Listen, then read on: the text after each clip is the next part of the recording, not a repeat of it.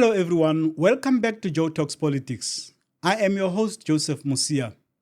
In this episode, I would like to address a critical issue affecting our daily lives: the proposed hikes of more than 40% in electricity prices from next year. These increases are not only unreasonable but also unacceptable. They reflect systemic issues within Eskom and our government policies that must be confronted. These proposed increases disproportionately affect already struggling low-income households and small businesses. The country's economy has not grown for years, and millions of South Africans are without jobs. Those with jobs have seen very little income growth and bear responsibility for helping relatives and neighbors with no means of supporting themselves.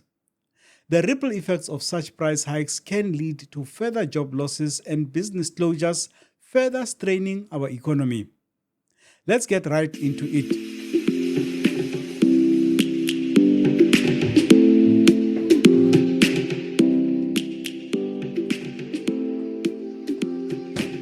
This week, the National Assembly debated the price of electricity, a motion sponsored by the Democratic Alliance. DA MP Kevin Milham. As the DA, we today call for an urgent review of how our electricity sector is structured, a clear picture of what the role of the National Transmission Company is in terms of procuring electricity and where Eskom fits into that picture. We need to have a dialogue on how NERSA determines the tariffs and what can be done to foster greater transparency. And we need to ensure that those tariffs are implementable and can withstand rigorous scrutiny. For far too long, the tensions between NERSA and Eskom have resulted in court cases, disputes, and rulings that have ended up costing you and I and every member of the public more. It has now reached the point where ordinary South Africans are being forced to choose between having electricity or putting food on the table, between having petrol in their car or power in their home. As Parliament and as government, we need to be doing everything we can to make electricity more affordable. The Democratic Alliance will not allow these tariff increases to stand unchallenged. We will fight for the right of every South African to have access to affordable electricity. While the sentiments against the increases have universal support, the irony of the DA bringing such a motion did not go unnoticed.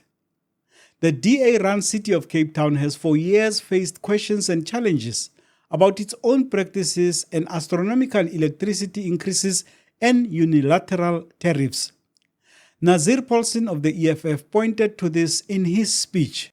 Cape Town implemented a 9.6% tariff increase for 2022-2023 compared to the 7.4% increase approved by NERSA. And for 2023-2024, it implemented a 17.6% hike compared to the approved 15.1%, a whole 2.5% more.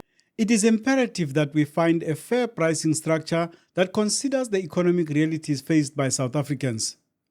Corruption and state capture have plagued Eskom for years. Misallocation of resources due to corrupt practices have significantly increased operational costs. These inefficiencies are reflected in our electricity bills. We must hold those responsible for these acts accountable rather than punishing consumers who pay their bills on time. What is worse is that some of the individuals who broke Eskom and other state companies now sit in parliament and are called honorable members. Brian Molefe, now an MP for Jacob Zuma's Umkhonto weSizwe party, is one of those the Zondo Commission recommended should be investigated for their role in looting Eskom for the benefit of the Gupta family. Yet he has no qualms about standing up and proffering reasons for the utilities' troubles. As the MKP party, we are curious to find out, Deputy Madam Speaker, as to who are those who breathe the air that we breathe, but walk around with sovereign guarantees of 900 billion rand in their back pockets. Perhaps Parliament should initiate an inquiry into the issue of the ballooning of the state's contingent liabilities. The exposure to this risk is not a trivial matter that should be taken lightly.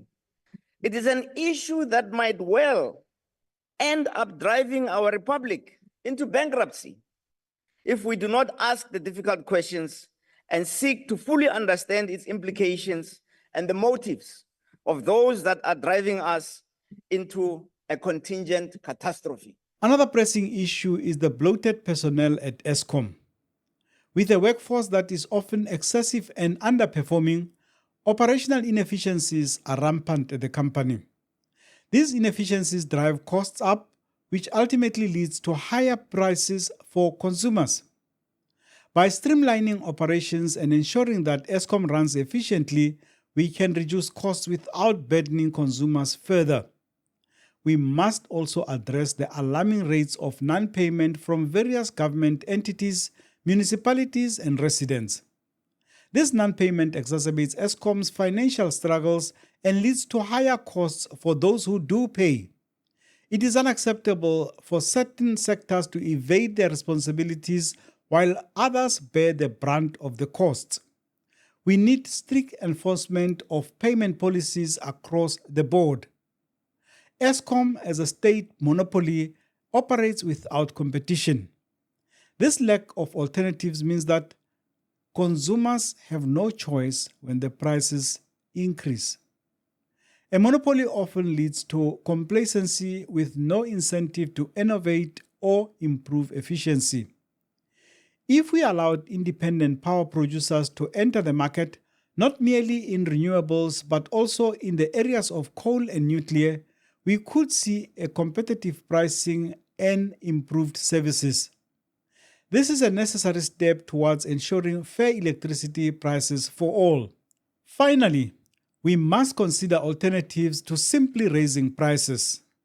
Investing in renewable energy and promoting energy efficiency programs can create a sustainable solution to our energy needs.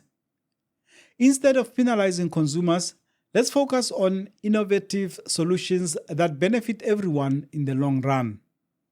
In conclusion, the proposed electricity price increases are not a solution, they are a symptom of deeper issues that should be addressed. Together, we must demand accountability, transparency, and reform. Only then can we work towards a future where electricity is accessible and affordable to all. The fact that 6 months have gone by without rolling power cuts is not a favor to South Africans. It is what Eskom is there for. The CEO and other managers are paid millions to do this work. So the threat of load shedding should not be used to whip consumers into line when they oppose the ridiculous increases. Thank you for watching. See you in the next one.